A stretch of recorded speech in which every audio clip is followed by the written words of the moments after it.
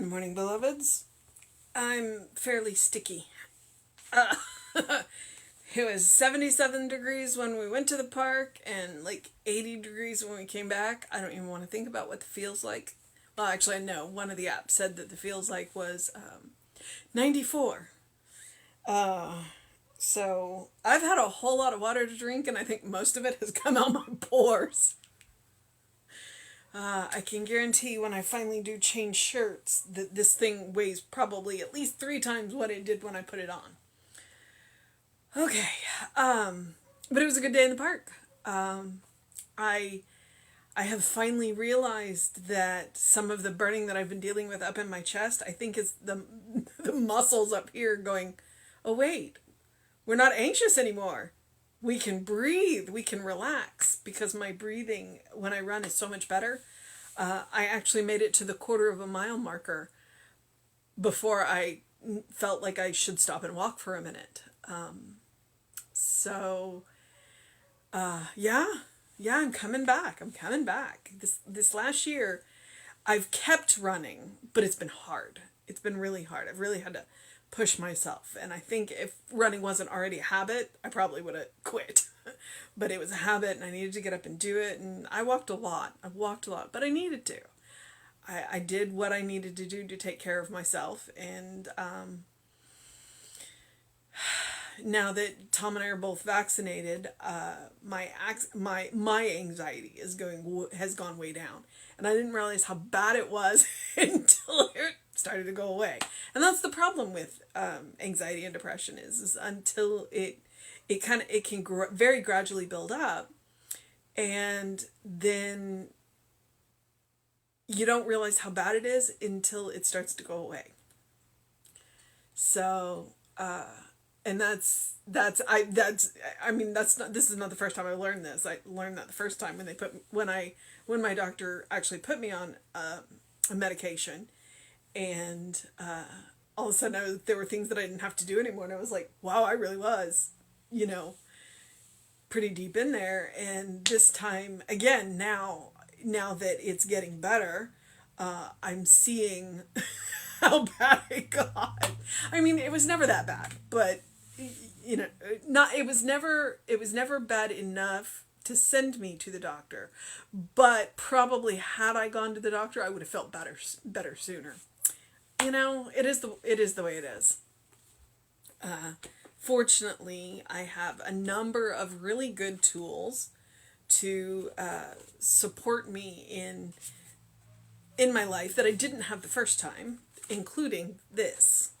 This is one of my definitely one of my supports. So, all right, it is June 12th, and our title is "I Enthusiastically Spread the Truth." And our quote from Emerson is, "Nothing great was ever achieved without enthusiasm. The way of life is wonderful. It is by abandonment." Okay. The concept of my omnipresent God is too wonderful to keep to myself alone. I spread my larger understanding of God abroad to all who will listen. I am enthusiastic about life as God in action. Having given myself to the infinite present, the infinite mind, and the infinite love, I can shout from the housetops the value of this new way of life. Gone are all the fears, the terrors, and the blasted hopes. To me, there has come the joyous abandonment to Him who knows what to do and how to do it. I have never been so free and never been so happy. All men should know the truth and be freed from their own misconceptions. I accept the challenge to so live that all who contact me shall find their freedom, their health, and their prosperity. My light shall shine. Sally sells seashells by the seashore. My light shall so shine that all men, seeing my good works, shall glorify my Father in heaven. My enthusiasm for God is catching. Others see the light in my face and seek the same enlarged consciousness of good. As they seek, they find, and in their finding, pass on the same light to others. I am starting a chain of truth-minded people which shall encircle the globe and heal the nations. The mantle of the Christ is upon my shoulders. The sword of truth is in my hand. The breastplate of righteousness protects me from all evil. I show forth the glory of my inner Christ, and whoever thinks of me receives a benediction of illumination. The whole Spirit of God is in full action through me, and I have courage to do the right and loving thing at all times and under all circumstances. His mind is mine. His love beats in my heart. The contagion of true holiness is tremendous.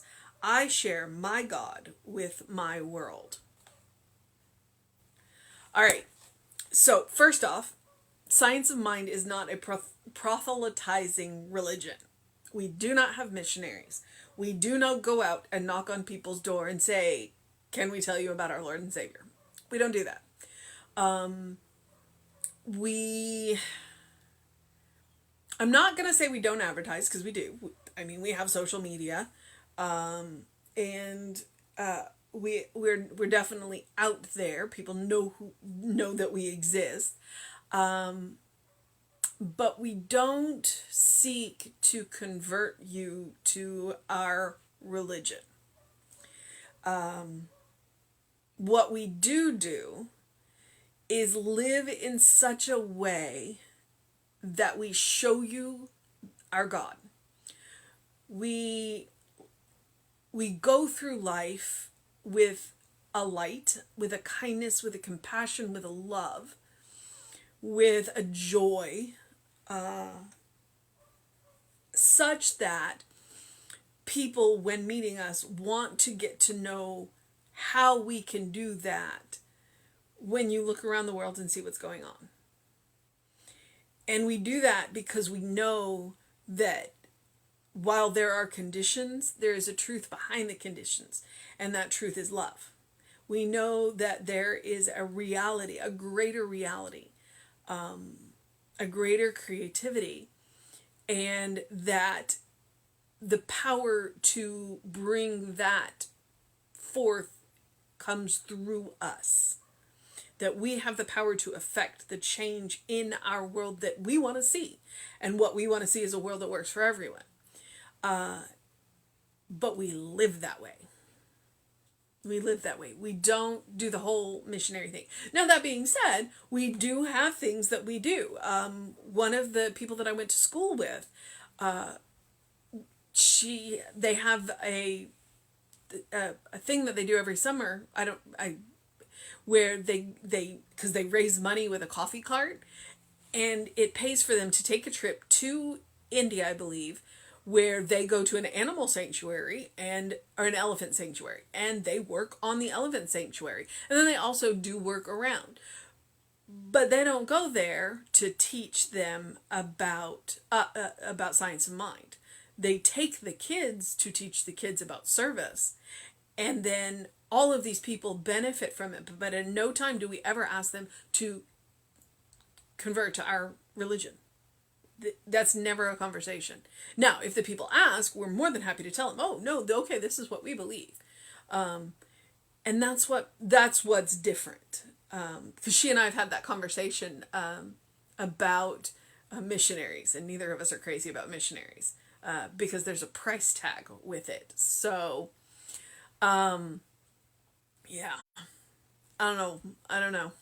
All right, but that's, so, we live our truth. We live our God. We show you our God. We're not going to talk about our God unless you ask questions. But we're not going to knock on your door and go, "Can we tell you about our God?" We're going to live our truth. All right? So, and apparently we're going to do it enthusiastically today. I enthusiastically spread the truth because I live the truth.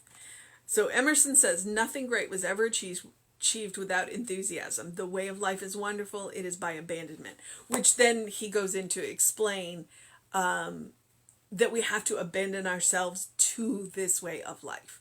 We have to, I don't know, you get the image of people running through fields of flowers with their hats flying off, abandoned to, it's like, just let it all go. Let it all go and trust. So the concept of my omnipresent God is too wonderful to keep to myself alone. I spread my larger understanding of God abroad to all those who will listen.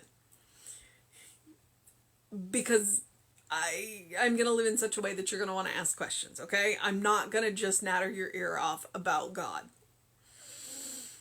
Unless you ask, and then all bets are off. I am enthusiastic about life as God in action. I am enthusiastic about life as God in action. I know that I am God in action. I know that I am a small, infinitesimally small part of God in action. Because everywhere around me is God in action. But I am still God in action. And I am enthusiastic about that. I am happy to be here. I am happy to be of service. Having given myself to the infinite present, the infinite mind, and the infinite love, because I have opened myself as a channel to the presence, the mind, and the love, I can shout from the rooftops, the value of this new way of life. And I can, because it has benefited me in so many ways, up to and including how I managed last year, even given that I have been diagnosed with clinical anxiety. This helped me manage last year much more fully than I would have 10 years ago. I know that. I can shout from the rooftops the value of this new way of life. Gone are all the fears, the terrors, and the blasted hopes. Okay, gone are all the fears.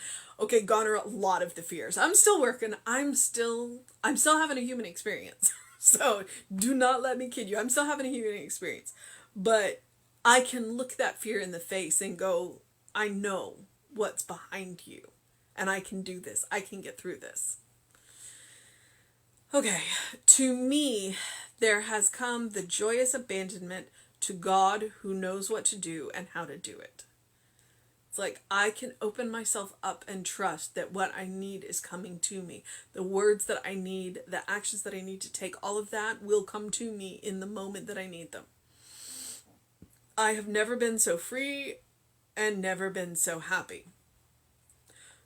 All people should know the truth and be freed from their own misconceptions. All people should know the truth, that they are children of God, and that this mind, this presence, and this love is available to them too.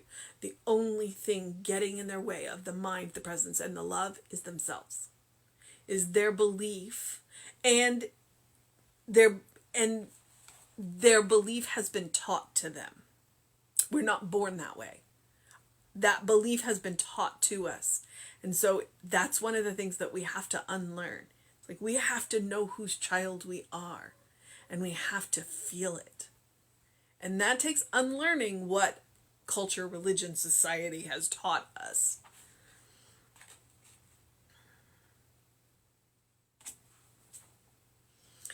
I accept the challenge to so live that all who contact me find their freedom, their health, and their prosperity. I accept the challenge. My light shall so shine that all people seeing my good works shall glorify my God in heaven. My enthusiasm for God is catching. I hope so. Otherwise, I'm not doing my job. Others see the light in my face and seek the same enlarged consciousness of good. And that's what we say, I want what she's got. I want what she's got.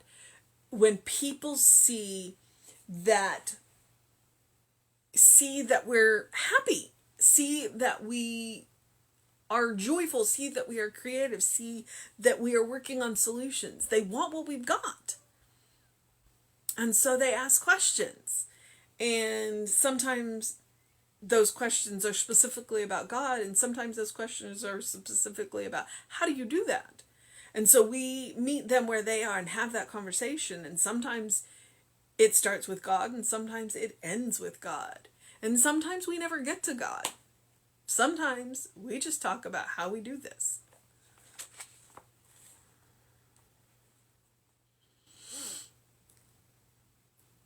As they seek, they find, and in their finding, pass on the same light to others. I am starting a chain of truth-minded people which shall encircle the globe and heal the nations. A world that works for everyone. That is our motto. That is Centers for Spiritual Living's motto. The organization as a whole. That is what we want. That is what we are working for. The mantle of the... The last paragraph is putting your armor on. That's exactly what it is. The mantle of the Christ is upon my shoulders. The sword of truth is in my hands, which means the sword of truth means you can cut through all the bull. The bull that you have been taught, the bull that you have been told, the bull that surrounds you, culture, society, religion, they all have things to say that are bull. And that sword of truth will help you decide what is worth keeping and what you could cut away. Because I'm not saying it's all crap. I'm not. Society and culture and religion have wonderful things to teach us. They just got a lot of crap in them. And we need to use that sort of truth and cut that nonsense away. The breastplate of righteousness protects me from all evil, because I know when I am thinking with the mind of God, I will take right action. And evil will not be able to touch me, because all evil is a misuse of the law. And if I am right thinking, I'm not going to misuse the law. I'm not going to misuse it. I show forth the glory of my inner Christ, and whoever thinks of me receives a benediction of illumination. I show forth the glory of my inner Christ. We all come installed with that software. We all come with that program. The Christ program is installed. That's pre-installed. It's factory.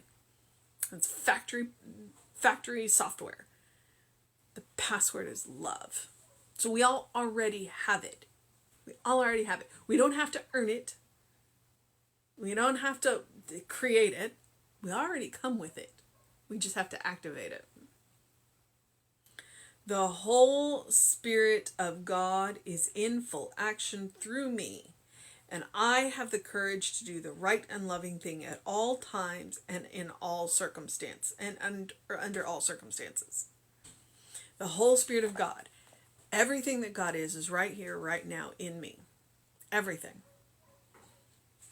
Same with you. Everything that God is, everything that Spirit is right here, right now, right where you are. You have the power and the ability to do what is right anytime. Anytime. And you have the faith to make the right choice. And if you have been doing your spiritual work, then you will default to that right choice. You will respond rather than react.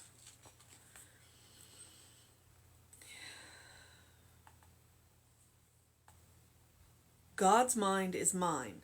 God's love beats in my heart. The contagion of true holiness is tremendous. The contagion. After the year we have just had, we can see how fast viruses can spread. Love can spread just as fast. It absolutely can. I share my God with my world. All right. I saw the mission in there. Let me find it. Oh, there it is. Our mission today, should we choose to accept it, is our light, to shine our light so brightly that everyone who sees our good works will glorify our God in heaven. And then realize that that heaven is right here, right now, all around us. Because everyone is a child of God. Everything is made of God's stuff. You will never look in the eyes of someone that God does not love, including your own. Because you are a beloved child of God in whom God is well pleased always and forever. That is the state of grace that we live in. And that is the first step to freedom. That is the first step to freedom, knowing who we are. All right, beloveds, I'm going to encourage you to do something loving for yourself, do something kind for yourself, do something compassionate for yourself, whatever that looks like today. For me, I went to the park, got really hot and sweaty, ran 3 miles, and played with the squirrels and the blue jays. And had a great time doing it with my partner. It was great. He sacrifices a little bit of his running to throw peanuts to squirrels, but it makes him run a little faster to catch up with me. Not that that's hard, because I am not fast by any stretch of the imagination, but I have a good time. We have a good time. So that was my kind and loving, compassionate thing for myself today. It was good. It was good. So please do something. And it's a beautiful park. So I always encourage you, go to the park. Go get out under the trees. Get some fresh air. Brings in a fresh perspective. And especially when there's a nice breeze. Which I don't remember if there's much of a breeze today. Oh well. I'm just now thinking about it. It was just hot.